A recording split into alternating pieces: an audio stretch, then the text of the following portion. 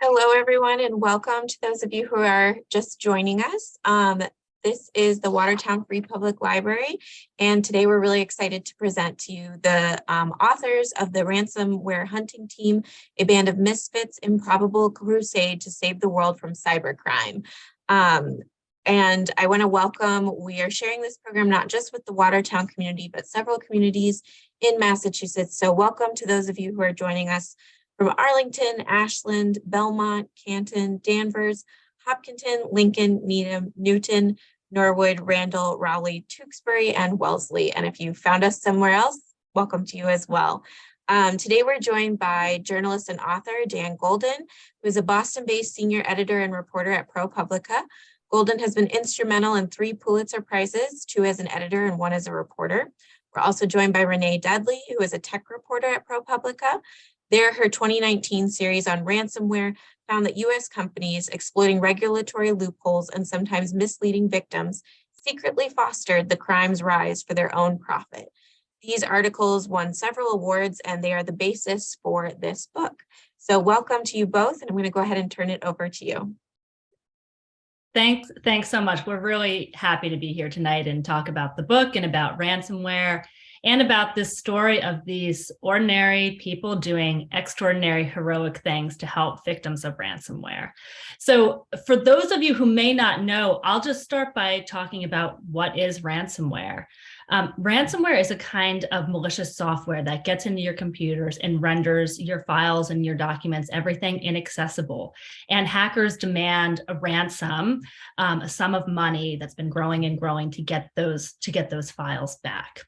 And in 2018, as a tech reporter at ProPublica, I was interested in diving into ransomware. I had been hearing from chief information security officers at big corporations around the country that this was a crime that was increasingly targeting bigger companies that were being forced to pay ever expanding sums of money.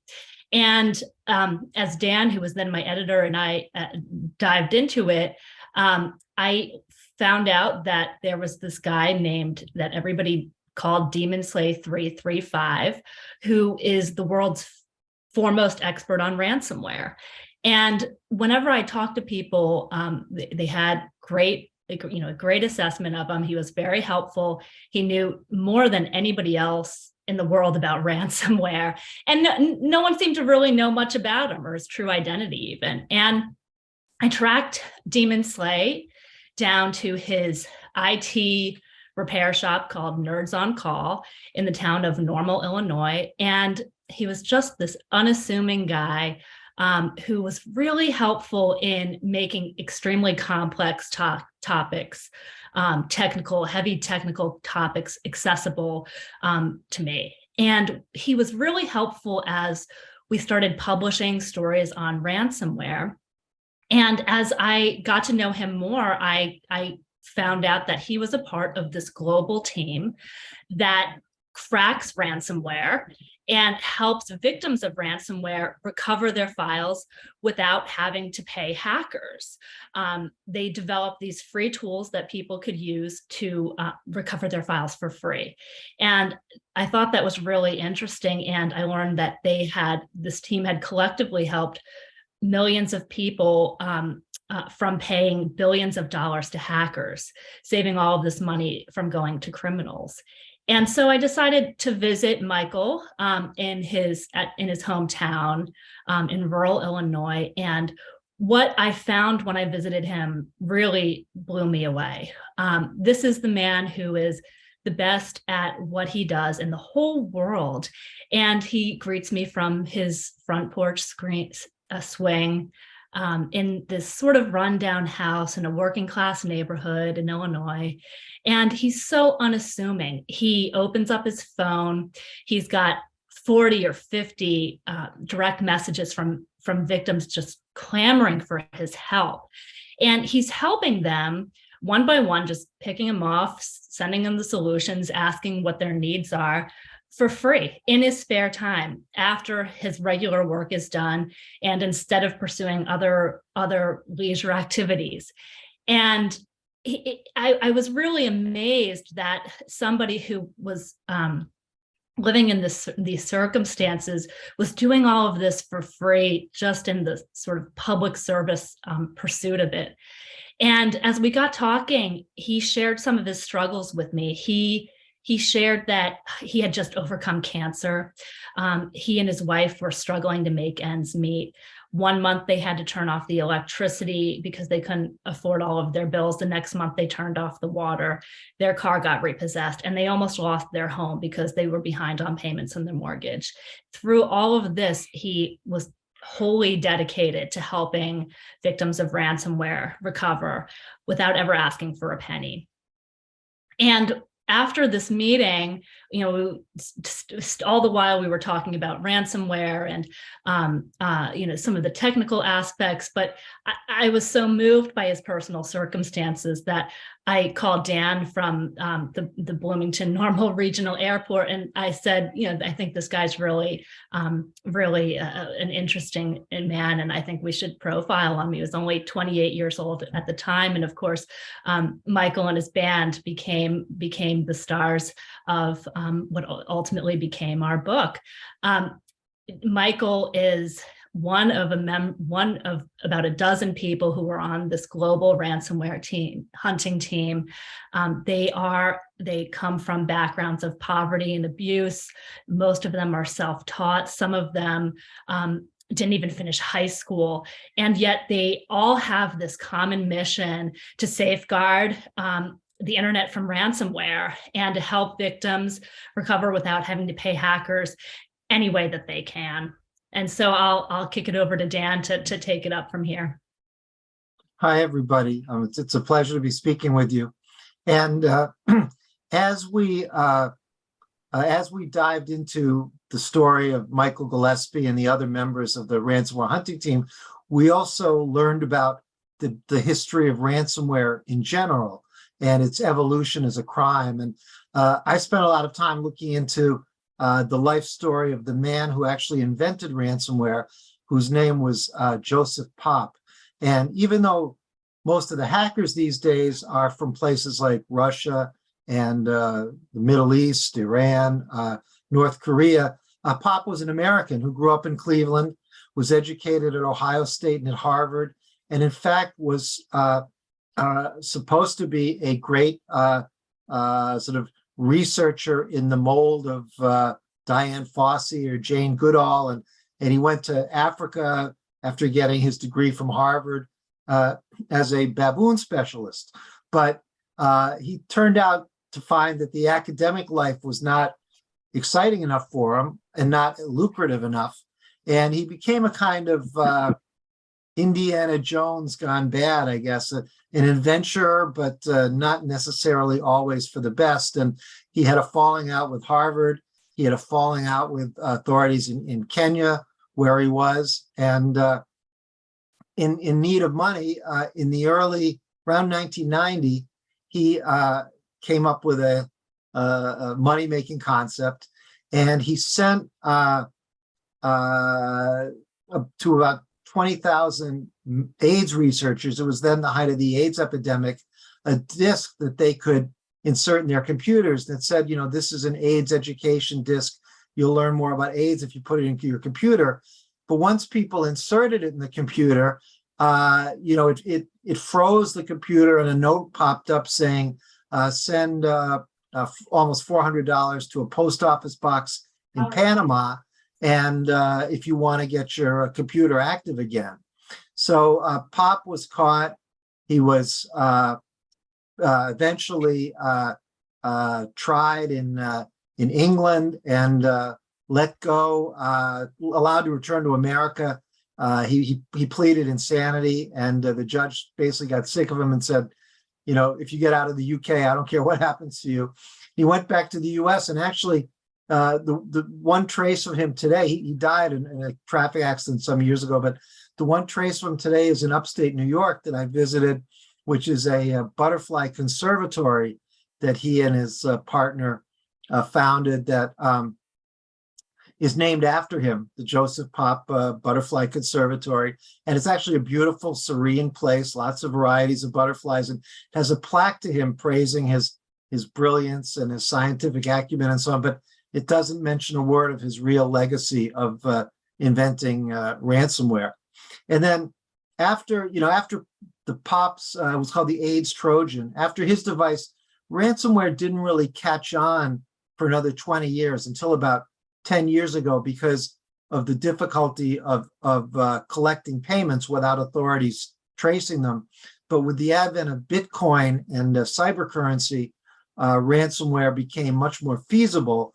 And then, as Renee mentioned, it has evolved in those last 10 years from a crime that was basically just freezing the computers of individuals and demanding a few $100s to something that now attacks universities, hospitals, government agencies, major corporations, even entire national governments, and with the criminals demanding hundreds of thousands or millions of tens of millions of dollars. It's really become a serious worldwide and international threat in a way that it wasn't even 5 years ago. It finally kind of hit the headlines in 2021. You may remember the ransomware attack on the Colonial Pipeline, which basically supplies us on the East Coast with gas, and it succeeded in shutting down the pipeline, and the company had to pay $4 million in ransom to get their services going again. And after that, the FBI director, Christopher Wray, pronounced ransomware to be a threat on the level of terrorism and 9/11. So it's now a very significant problem for the country and even internationally, because one of the things about it, of course, is that it kind of symbolizes the changing nature of crime, in that, before the cyber era, crimes were committed in a sort of specific place with the criminal at the scene. And if law enforcement got there in time, they could arrest them. But ransomware is a international crime, with the attackers often being from foreign countries with which we don't have extradition treaties. So even if we know who did it, we can't arrest them and put them away. And so it poses a very complicated international and diplomatic issue in a way that crimes in the past did not. And now Renee will tell you a little bit about who the hackers are and how they deal with the hunting team. Thanks. One really interesting topic that we deal with in the book is, who are the hackers? And the answer is, it really runs a range. On one hand, we have hackers that aren't so different in their interests than members of the hunting team and background. A lot of they share interests like some of the same movies. Both hackers and hunters enjoy Disney movies. Michael Gillespie's favorite movie is The Lion King, and there was a strain of ransomware called Hakuna Matata.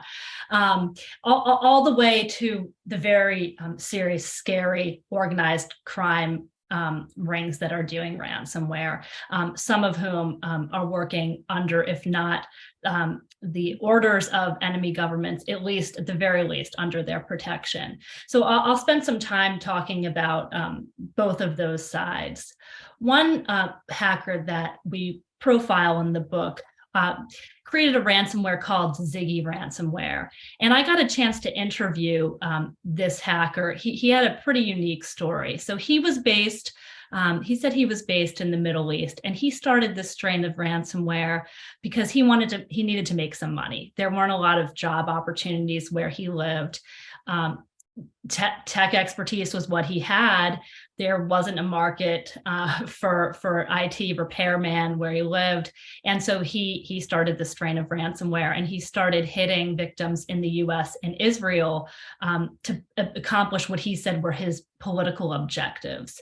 And he would charge $200, $300 per attack, which even, a couple of years ago when he was doing this was, an absurdly low amount, but it was enough to help him get by where he was living. And he was a lone wolf operator. He had one other person who helped him find vulnerabilities and find victims. And, together they hit a few hundred victims, and they raked in, enough money for them. An interesting twist with this guy was that eventually he felt guilty about what he was doing, and he felt the heat of law enforcement on him, and he was worried. So he decided to get out of ransomware altogether, and he went to who else but Michael Gillespie and said, "I'm trying to get out. I want to unload these keys. Can you help me get these keys to my victims?" And of course, Michael, willing to do what it takes to help victims, he said, "Okay, give me the keys. I'll create a decryptor tool and we'll get these to your victims," who were then able to recover their files without having to pay the Ziggy ransomware creator. Ultimately, he went on to a site called Bleeping Computer, which is run by one of the members of the hunting team and a gathering place for people interested in ransomware. He went to this site and started offering refunds to people who were interested, to people who he had hit. And that's interesting, but extremely abnormal in this realm. On the more serious side that shows the escalating nature of ransomware, hackers are increasingly working what appears to be under the protection of enemy governments, Iran, North Korea, and in a particular way, Russia. One hacker who we write about in the book is named Maxim Mikubits. Maxim Mikubits runs a vast ransomware organization called Evil Corp, which is known for charging millions of dollars in ransoms, and has over the years been active and keeps reincarnating to sort of persevere and evade law enforcement and evade sanctions. And Kubitz is unique because he's so brazen in his operation. He is based in Moscow. There have been photos of him and videos of him released by international law enforcement agencies showing him driving around Moscow in a Lamborghini with a license plate that translates to thief, videos of him petting a tiger cub. He's so ostentatious in using his ill-gotten profits, and so confident knowing that where he is in Russia, he's protected. He's literally working on behalf of the FSB, the Russian intelligence service. These are allegations that have come out from the U.S. government, and his father-in-law is, known to be a good friend of Putin. So ransomware is increasingly a tool used by our enemies to both harm and incapacitate victims in the West, but also in a new twist.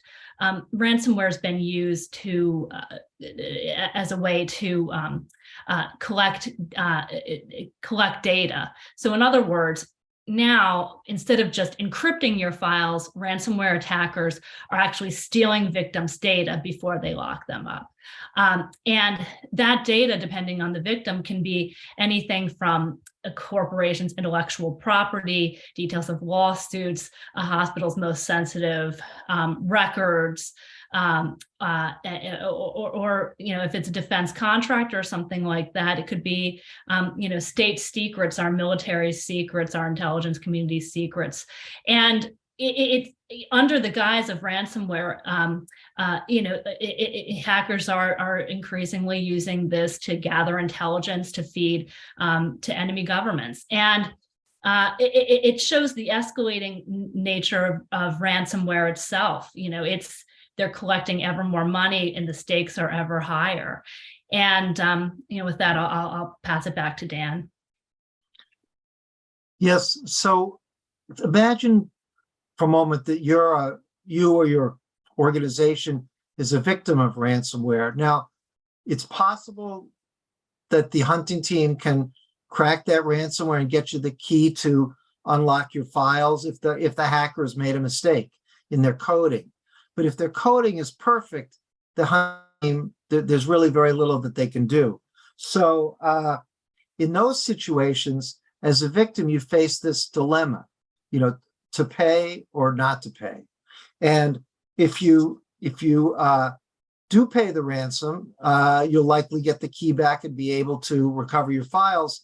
But on the other hand, you're encouraging more crime. You're rewarding criminals who are possibly tied to enemy or hostile or terrorist regimes. And our agencies like the FBI, they recommend against paying the ransom for that reason. But if you don't pay the ransom, of course, it may take weeks or months to recover your files, and there may be vital services that people really can't do without. We tell the stories in the book of some of the plights of the victims. For example, at hospitals, there's been deaths associated with ransomware at a hospital in Alabama that had been hit by ransomware, knocking out its electronic and diagnostic equipment, so that when a woman was giving birth there, the caregivers did not notice that the fetus was in distress, and the baby was born brain damaged and soon died. I spent some time talking with a couple in Oregon, elderly couple. The husband had a brain tumor, very serious illness, and he was supposed to receive chemo and radiation at his local hospital, which could not provide those services because it had been disabled by ransomware. And so his wife had to drive him very long distances over the mountains in the snow of the Oregon winter to another hospital to get the treatment, making that ordeal even worse. And we look in the book, we take a close look at a ransomware attack on the city of Baltimore, where the mayor faced this dilemma of, do I pay or not? And it's quite a it was a demand of $75,000 or $80,000, but he did not want to pay it. And we talk about what happened in Baltimore as a result of that. And I thought I'd just read you a page or two of the opening of that chapter so you can get a sense of how the immediacy of these attacks and how they've affected even such significant places as the whole city of Baltimore. This chapter is called Shaking Down a City. On the morning of Tuesday, May 7th, 2019, Bernard Jack Young was eagerly anticipating the crowning moment of his career. 2 days later, he would be inaugurated for a job that he'd once coveted, but that he'd almost given up wishing for, mayor of Baltimore. But when he logged onto his phone and city-issued laptop, something was missing. Normally, he was deluged with emails, but he hadn't received any new messages overnight, and he couldn't send any either. Shortly after 7 a.m., he called the city's chief information officer, Frank Johnson. Something's wrong with the system, Jack told Frank. You need to check it out. Frank's staff was already checking. Baltimore's elected officials and employees have been complaining since shortly before midnight that they couldn't open their city emails and files. Around 5 a.m., a technician looked into their complaints but couldn't access the system remotely. At first, the problem was thought to be a power outage or networking issue, easily fixable. But an engineer dispatched to the city's data center on Lexington Street couldn't log in. Even the break glass access codes, named after the method of pulling a fire alarm in an emergency, didn't work. Jack headed to his City Hall office, where Frank called him around 9 a.m. Mr. Mayor, I just want to inform you that our system has been compromised by ransomware, Frank said, and they're asking for a ransom. Jack's first reaction was optimism. We can fix this, he thought. But the more he looked into it, the more downcast he became. Although its 9/11 system had been hit by ransomware the year before, Baltimore had no formal plan for responding to a cyber disaster. I finally figured out that we had an antiquated system that wasn't prepared for this kind of attack. A note from the intruders began popping up on employees' screens. Your network targeted by Robinhood ransomware, it read. We're watching you for days and we've worked on your systems to gain full access to your company and bypass all of your protections. We won't talk more. All we know is money. The gang demanded 13 Bitcoin, about $75,000 at the time, within 4 days. Then the price would rise $10,000 per day. The ransomware knocked the city's print shop offline, thwarting arrangements for Jack's inauguration. A contractor had to be hired to print the programs. But that was the least of the new mayor's problems. The attack brought much of his government to a standstill. It stymied a wide array of public services and revenue sources, from parking tickets to water bills, in addition to private business deals such as home sales that required city approval or records. Instead of hosting a reception after the inauguration, as he had expected to do, Jack went straight to work. I was like, why me? Why did this happen when I became mayor, he recalled. Not that I wanted it to happen to anyone, but it was something that, honest to God, I had sleepless nights.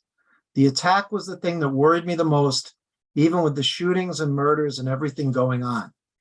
Now, I hope you'll read the rest of the chapter to find out what happened, but the mayor eventually made the decision. He would not pay. He would stand firm, even though a lot of business people in the city and residents of the city who wanted to get their lives back to normal wanted him to pay, but he wouldn't. But it didn't quite work out as well as he expected. And I'll leave it to you to find out the rest. And here's Renee. So one of the reasons that the Ransomware Hunting Team has been so important is that they're filling a void left by the rest of American society that over the years has not done enough to confront the threat of ransomware. And almost chief among those elements is U.S. law enforcement. Going back 10 years, ransoms were smaller. They were a few $100,000, mostly hitting home users.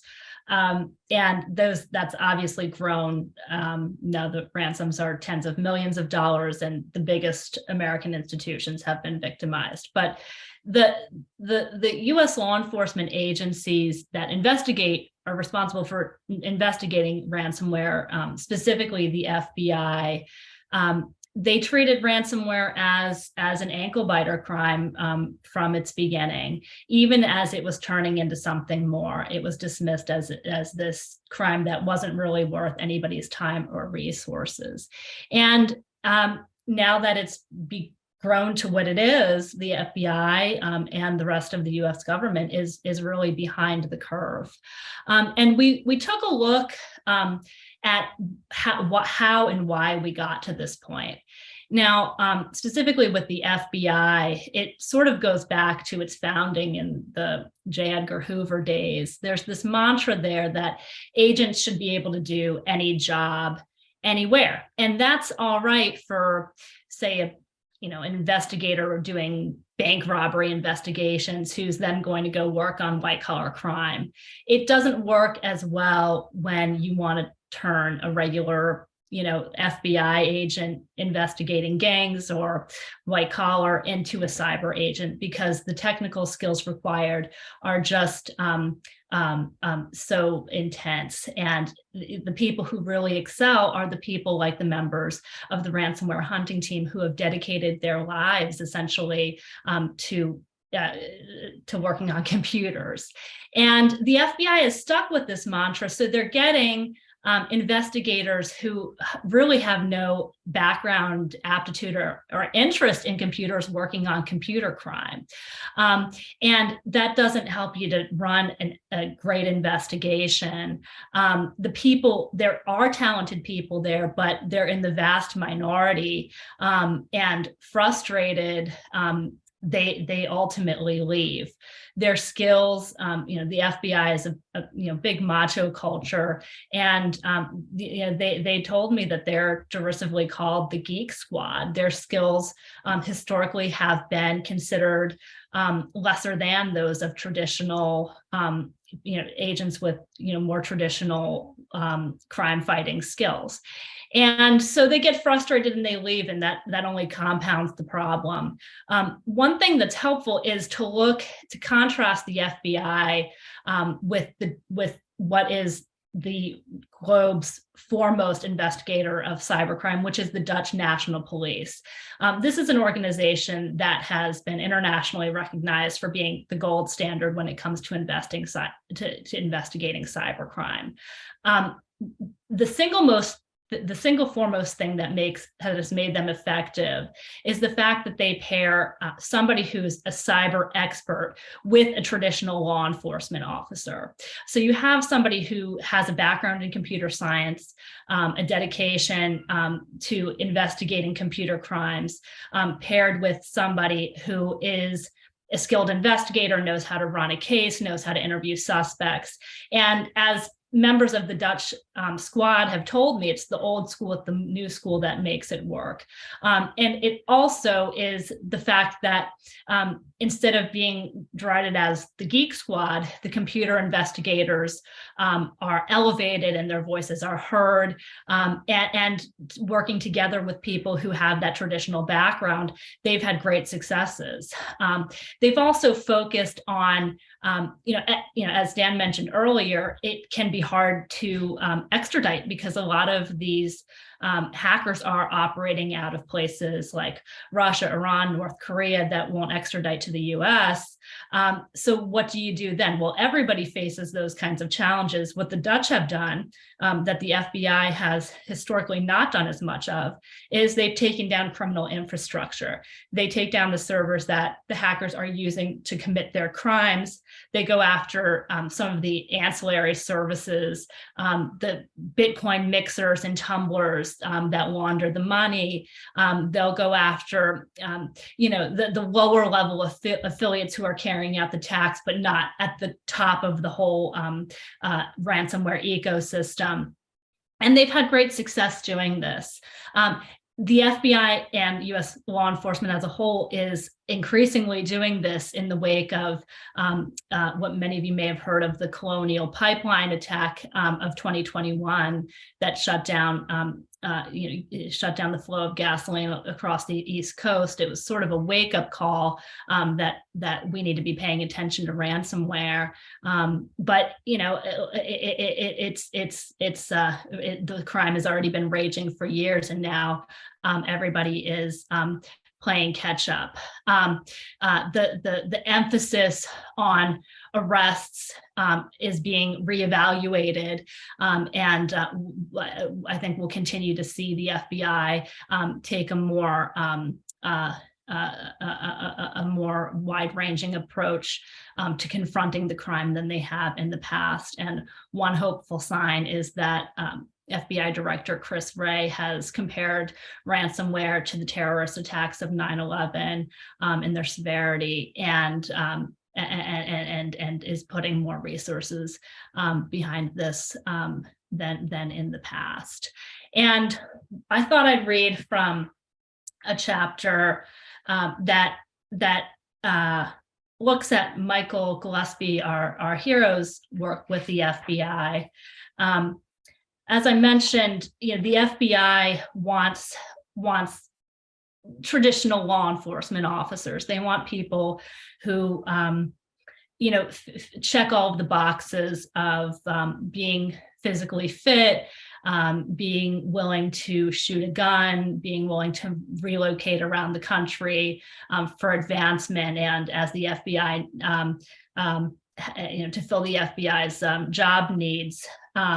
And Michael Gillespie is a person who, although he has the skills, you wouldn't want holding a gun, or he probably wouldn't be able to check off the physical fitness requirements. But his expertise is exactly what the FBI needs. So they made him an informant. And so I'm going to read from a chapter called The G-Man and the Dolphin. It was the kind of overture that Michael Gillespie had been half expecting after the immediate success of ID Ransomware, his website. But he was still taken aback in 2016 when an FBI agent named Mark Phelps asked to meet with them. Michael didn't feel he could refuse, but he explained that he was overwhelmed with work at Nerds on Call and with the Ransomware Hunting Team, and Mark would have to accommodate his schedule. They chose a time after the end of Michael's workday and decided to meet at a Panera Bread restaurant 500 feet from his office. On the night of the meeting, as he crossed the 5 lanes of traffic that separated Nerds on Call's strip mall parking lot from Panera's, Michael became nervous. He hadn't considered the significance of talking with the FBI and realized he didn't know what to expect. He grew paranoid, as though the purpose of the meeting were to arrest him for some unknown crime. It was the same feeling he had whenever he drove past a police car, a wave of anxiety, even though he knew he wasn't violating any law. Mark and another FBI employee, Justin Harris, greeted him at the restaurant. They told him that they were paying for his meal, but with little appetite and afraid to upset the FBI by overspending, he only ordered an apple. When the trio sat down, Mark explained the reason for the meeting. He was a cyber agent and Justin was a computer scientist. They had come across Michael's website and they wanted to know what information he might have that could help the FBI investigate ransomware. Michael was relieved to hear that they planned to tap his expertise, not nail him for some inadvertent offense. Mark and Justin asked if Michael's analysis of information he gathered on his website could help identify attackers. Michael knew hackers worked hard to cover their tracks, but he also believed he could, in some cases, identify the IP addresses of their servers. He told them that if he could help, he would. As they wrapped up their discussion, Mark asked to meet again. Dazzled by the prospect of working with the FBI and humbled that they had sought him out, Michael agreed. A short time later, he signed on to become an FBI informant. The Bureau gave him a secret code name to be used on official documents that could end up in court. All Michael will say about the alias is that it is very fitting. Whenever he signed his code name, he guarded his privacy by disguising his handwriting.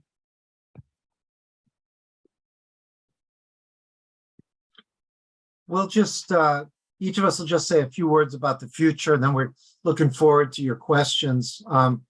I'll handle kind of the grim side a little bit, which is that there's a number of reasons why ransomware is getting worse and could continue to get worse.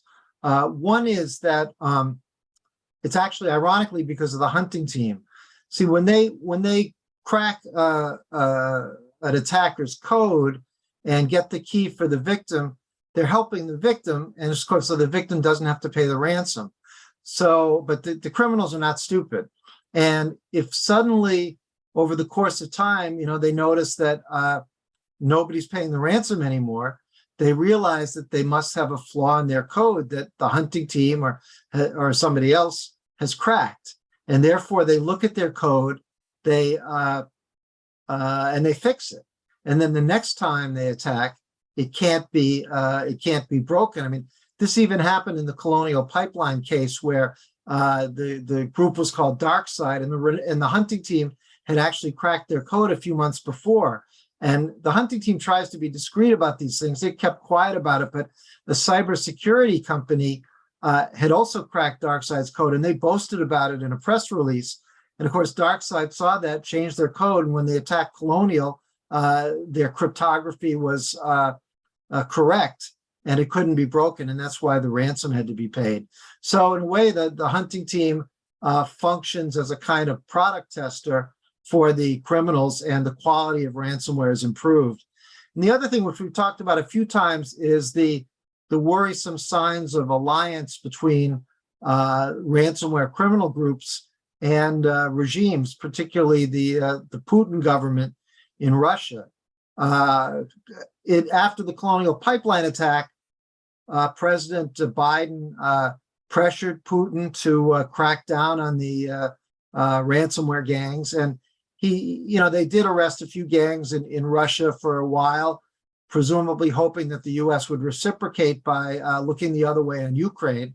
But when the US didn't and relations deteriorated, those gangs ended up, just as powerful as before and just as unpunished. And a number of them have publicly supported the invasion. And it's difficult for us to tell what's exactly going on there, but wouldn't be a surprise to see Putin use them in cyber warfare efforts. As Renee mentioned, often now when there's a ransomware attack, the gangs, before they attack, they go through the computer, they take any information that's interesting, and you could easily see them putting that ability to use to gather national security secrets. So that's those are worrisome prospects and deserve a lot of attention from governments and Western countries. So, Brent, there aren't a lot of good signs when it comes to the progress of ransomware. It's still marching on, and ransoms are still stretching in the tens of millions, and the victims are as grim as ever. Just this fall, shortly after the book came out, there was an attack on one of the nation's largest hospital organizations that took down electronic health records and stymied patient services, continual attacks on schools. The landscape is grim, but there are some hopeful signs. One is that the hunting team has gained traction. Michael Gillespie has a website that I mentioned earlier, ID Ransomware, that helps victims, again, free for victims to use, helps people to know what kind of ransomware that they've been struck by, and whether there's a free decryptor for it.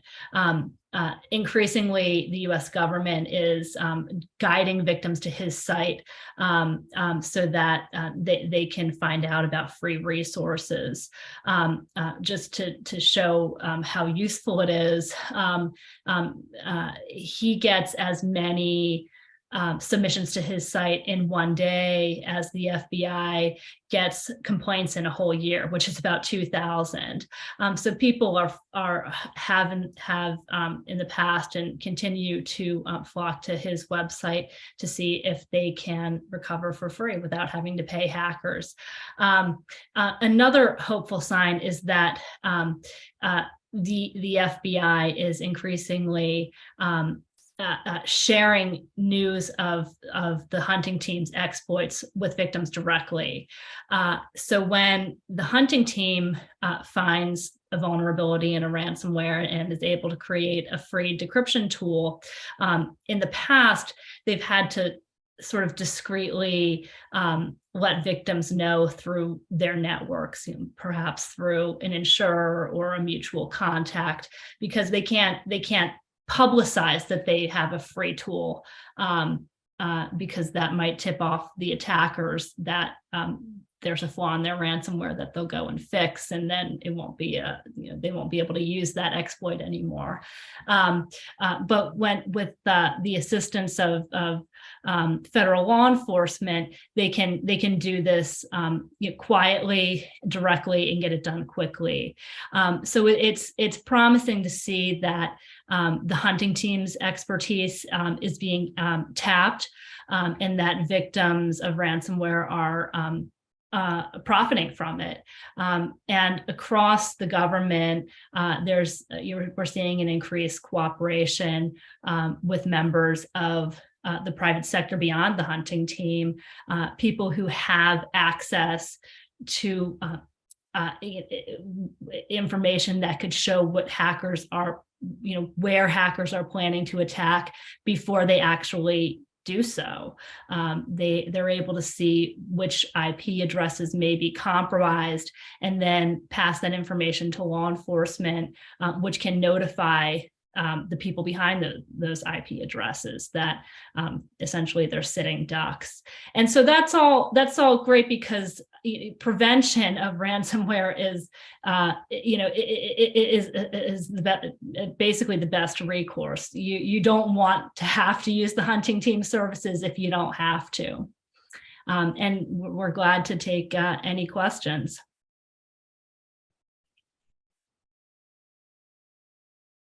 Thank you both so much for sharing your expertise with us. We do have one question so far in the chat. What can we as individuals do to protect ourselves? And also, how safe are hospitals, including the electronic health records that are used by so many physicians now?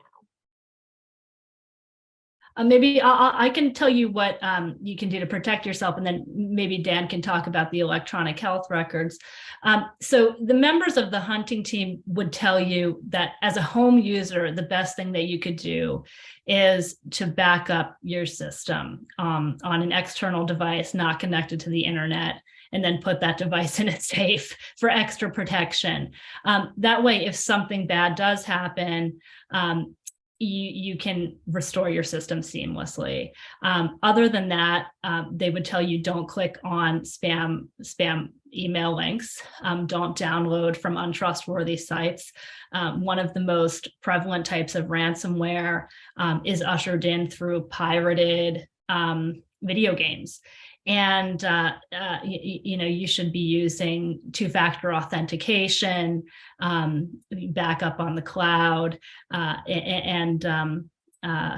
the most important thing is just keep robust backups of your files. And when it comes to phishing attachments, one thing you can do is if something looks a little sketchy, just double check the sender to make sure it's really coming from who you think it is, because the hackers are really clever in crafting emails that look like they are coming from somebody you know. I'll speak to the question about safety of hospitals, which is really interesting that you bring that up. An awful lot of hospitals have been attacked by ransomware. I think often hospitals are nonprofits.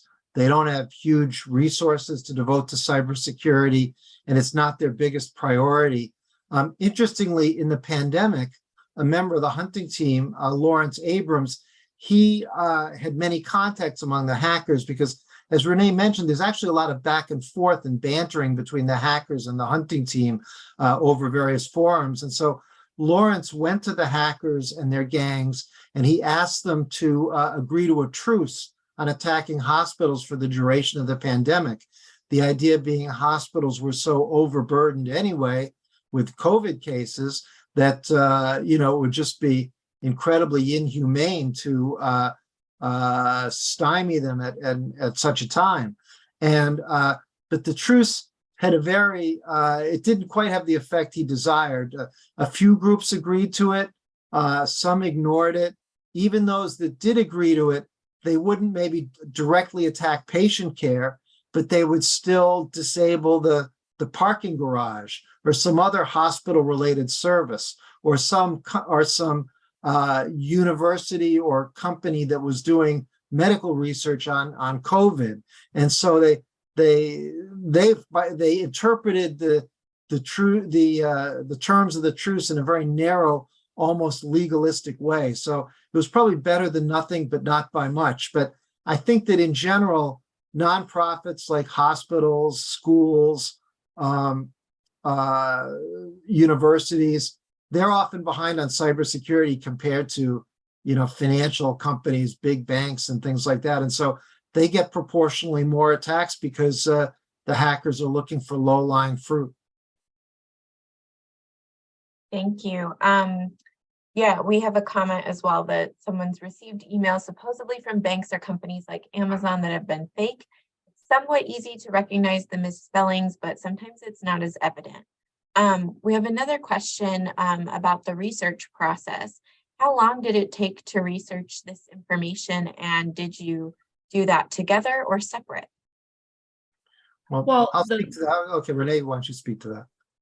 I was just going to say, it started as a series for ProPublica that published in 2019. The research actually went back as far as 2018, but the stories ran in 2019. And after the profile of Michael Gillespie published that year, it got quite a bit of attention from literary agents, and we subsequently got a deal with our publisher for our Strass-Giroux, and we essentially started working on it right away after that. We took a year of book leave from ProPublica in 2021. And dedicated ourselves entirely to the book, to both the research and writing during that year. We had a number of, even though it was still, sort of peak pandemic, we took a number of trips. We visited Michael in Illinois. Again, I visited Fabian Wosar and Sarah White in London. Dan went to the Pop Butterfly Conservatory, and we spent the year researching and writing. And I'll just add that, we worked very well together, and we did a lot of the work together, did a lot of the interviews together. And I mean, Renee is an incredible reporter. I mean, she has limitless patience and curiosity, and can spend hours on the phone or on a Zoom, hoping to elicit, and eventually always eliciting just the right piece of information. And when we were working on the proposal, often, I would be looking at, our draft of the chapter, and I'd say, we need one more personal, intimate fact about this person just to put this anecdote or this section over the top. And Renee would say, wait a minute, I think I have something. And I'd put the phone down for a minute or two, and I could hear her rustling around and then looking at transcripts of interviews or something. And then she'd get back on the phone and say, how about this? And inevitably it was the perfect telling detail. And, a lot of critics and readers have talked about how much fun this book is to read, and how you can sail through, and how entertaining it is. And an awful lot of that is due to Renee's tremendous reporting that allows you to feel that you're right in the same room with people and you know them very well. Yeah, we had a lot of fun working on it. It was every other week we had a standing Zoom call with Michael Gillespie, and regular Zoom interviews with the rest of the cast, who was spread around the globe. And it was a lot of fun to get to know the characters. And we think that comes through in the book. Fantastic. We have another question about if from your publisher, will this book get to be translated into other languages? Yeah, I think there's already translations agreed to in 2 languages, right, Renee? I think Chinese and Korean, Japanese? I believe. Korean. And we would expect there to be more as time goes on. And we're also hoping to have, there's negotiations for, television options and things like that. Very exciting. And we just have a comment from someone who's really excited about the book and can't wait to buy it. And I'm just going to add in our chat that the book is also available through the library's catalog. If you do want to put a request on the book, that is an option for you as well. And another question we have is, how much what was the most challenging parts of writing this book? And how much did you know maybe about ransomware, computers, and these technologies before you started researching and writing the book? Well, I can speak to what I found to be the greatest challenge, which is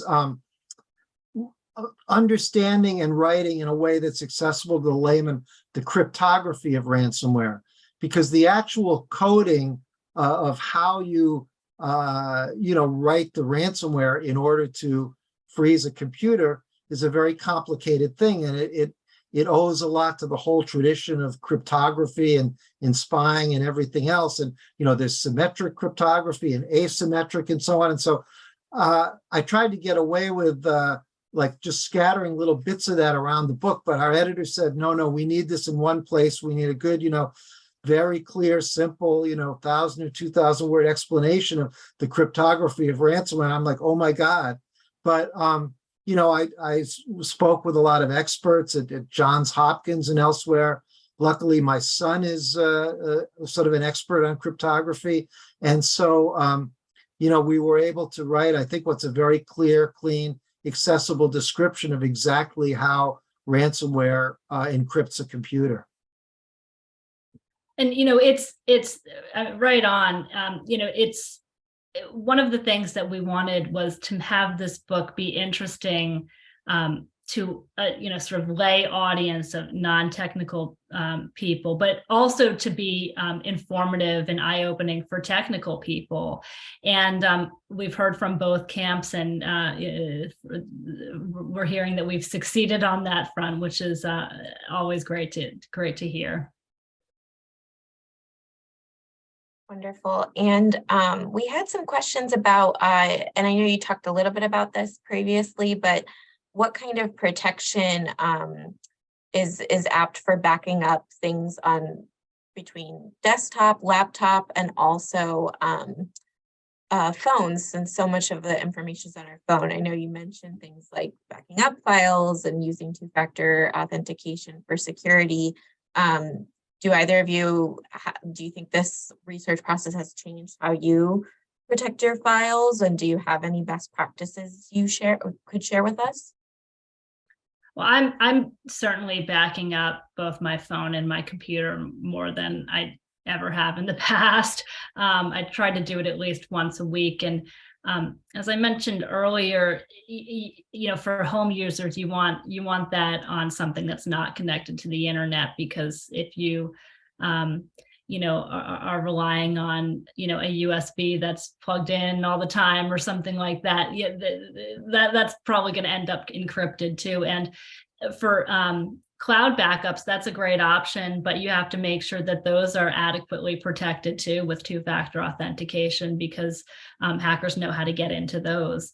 I saw another remark in the chat section about how it's tough to spot spam email attachments or malicious senders, and that's so true. And there's a reason behind that, and that is because the hackers, before they detonate the ransomware, they're getting into systems and rooting around. They're going through your email, your organization's email, their files. So they craft emails that are designed to be opened. If they see that you're expecting an email from, your VP of operations with details of some upcoming transaction, they'll write an email that has those exact details. And it's almost irresistible to open an email like that. So being especially cautious and double checking senders all the time. If it's something, if there's anything that looks even remotely suspicious, double checking those email addresses, because some of the worst attacks get in through things like these phishing attachments. And I mean, another thing that we didn't mention yet is patching vulnerable software. Everybody clicks off those, does remind me later, or remind me in one day whenever you have a software update. But doing that on the spot closes a vulnerability that hackers could use to exploit your system. One interesting episode is that shortly before the book was published, our publisher was hit by ransomware and had to close down for a week, Macmillan. And we don't know if that had anything to do with the book. The timing was certainly interesting, might have been coincidental, but that was sort of the closest we've come to being attacked by ransomware ourselves, and it was quite dismaying. Wow, the timing is very interesting there. As a final question, since we're getting close to the hour mark here, do either of you have a next book project together or separate, or do you have other projects that you're working on what's next for you? What are you excited about that you are currently investigating that you might be able to share with us? Well, I'm back at ProPublica, and where I split my time between editing and reporting, and my reporting is again on higher education, which my prior books were about. So I'm having fun diving back into the worlds of various schemes related to college admissions and academic freedom and topics like that. While always I'm on the lookout for the next book, and I hope to find it. And I was blessed with my third child about a month before the book was released. And so I'm still on parental leave, but I'll be returning to ProPublica in the early spring. And I'm looking forward to diving back in as a tech reporter. All sounds very exciting. Thank you both so much for taking the time to join us tonight and to share your expertise with us.